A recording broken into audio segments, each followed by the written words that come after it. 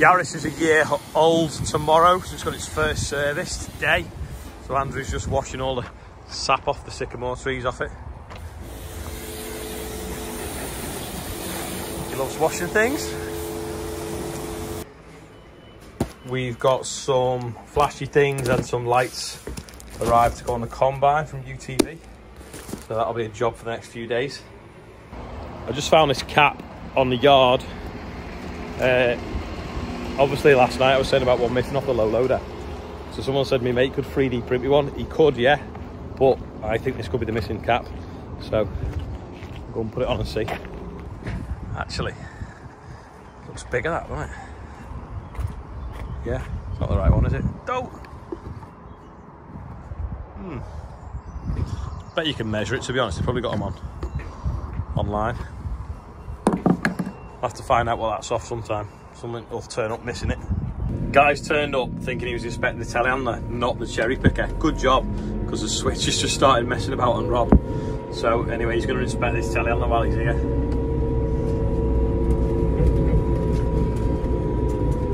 The mini Merlot. Nothing.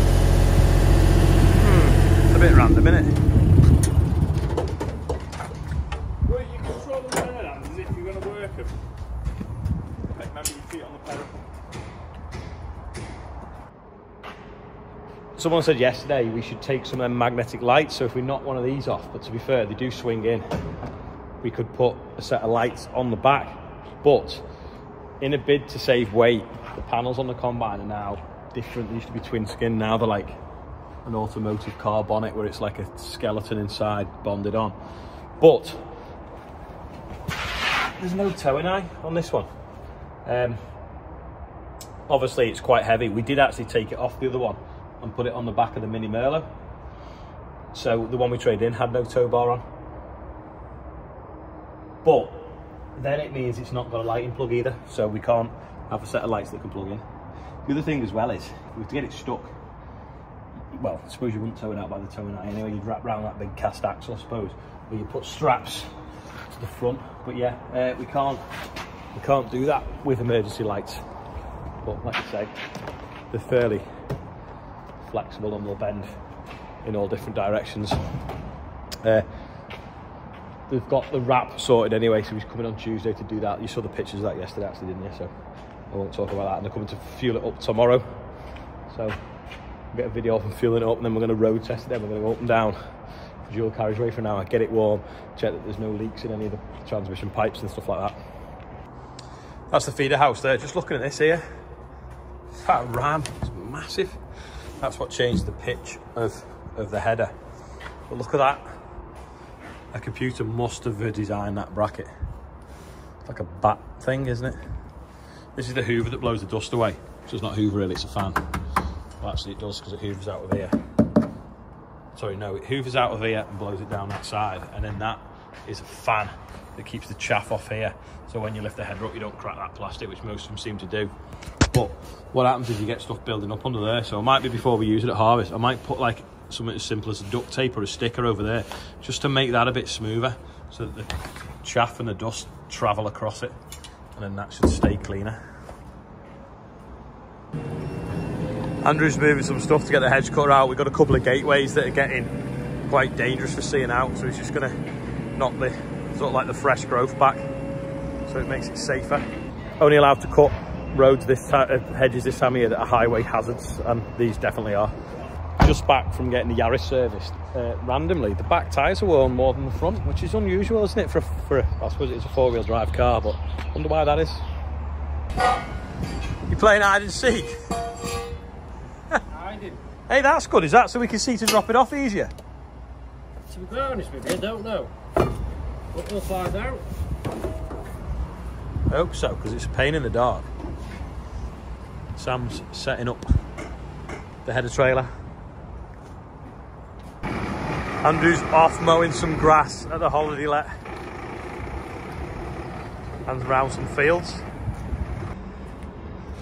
Got some random stuff that we're going to put in the combine to take with us in case we need it.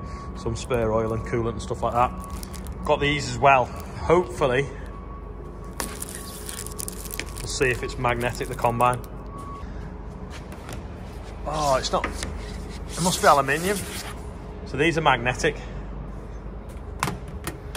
So they stick on there, but can anyone guess what I bought them for?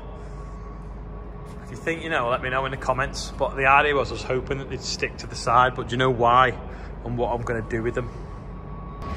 Which, to be honest, I actually can't do anything with now because it's not magnetic. But see if you think you know what it is. Let me know in the comments.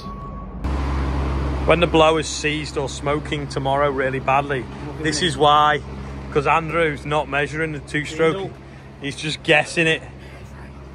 He's going to take the leaf blower with him in case he makes a mess of the path.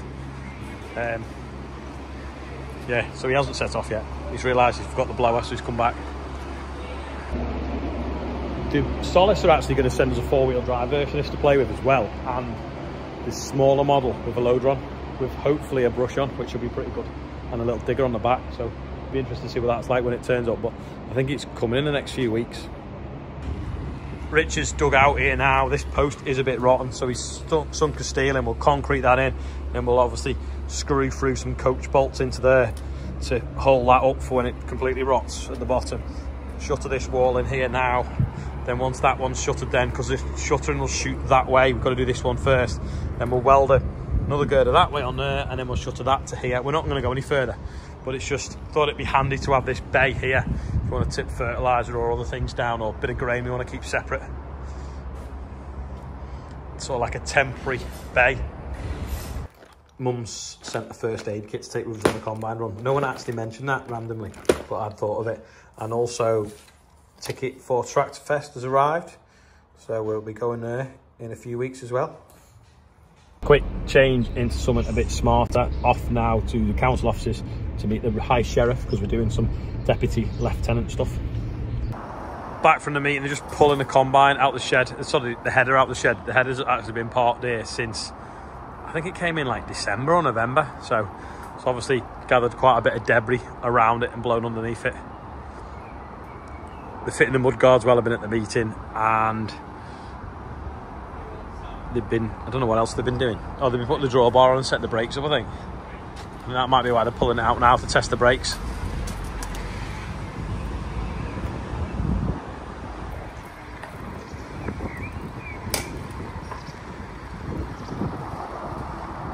Go on.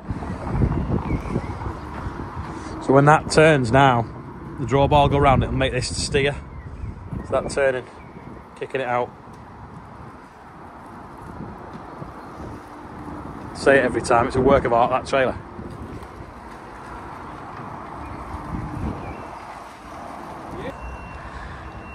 It's filming just in case it goes to pieces, backing it up. It's actually easy with the Merlot, it's just Sam being mean. It's massive in it when you look at it from this angle.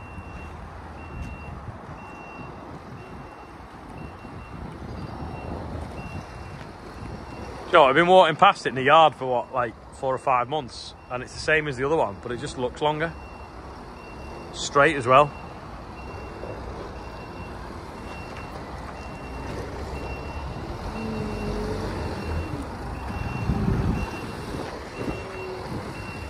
Doing all right.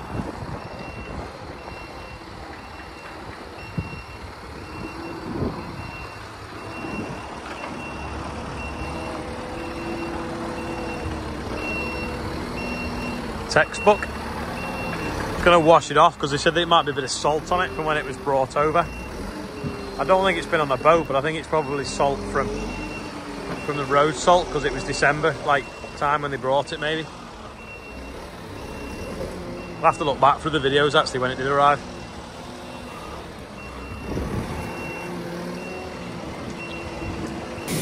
The dirt that it's picked up.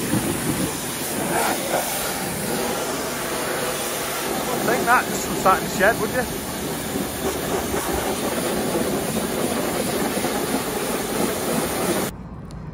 This has just arrived. Apparently they've stopped making it now, and that's why I probably got it cheap. But really I bought it for the bottles because we can squirt it in the tracks easier. So we've got the Class talc, but this is obviously in bottles so we can squirt it in.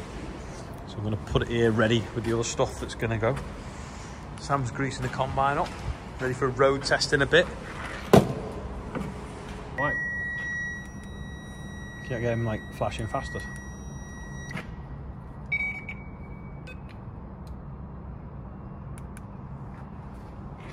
See a square now. Like a Lego brick. Oh yeah. Just working out which lights go where.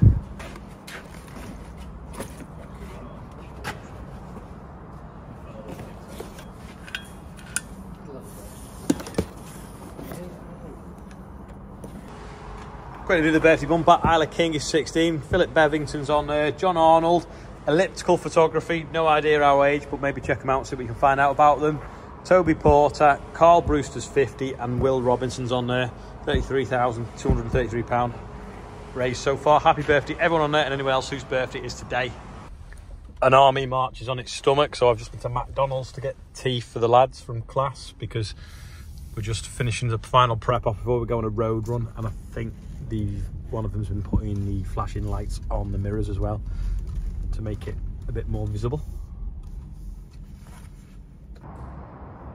There we go. Make them both orange. No, that's an orange and white. Go back one. And again. No.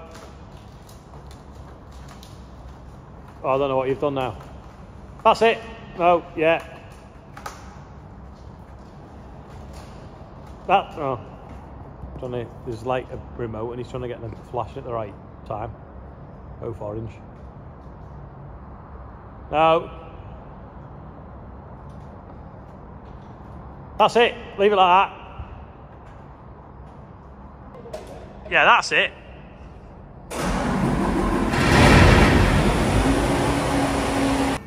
Lights are working now. We're going to go and take it on a road test. If you want to watch the road test on the app, it's download the Class Telematics app. It looks like this.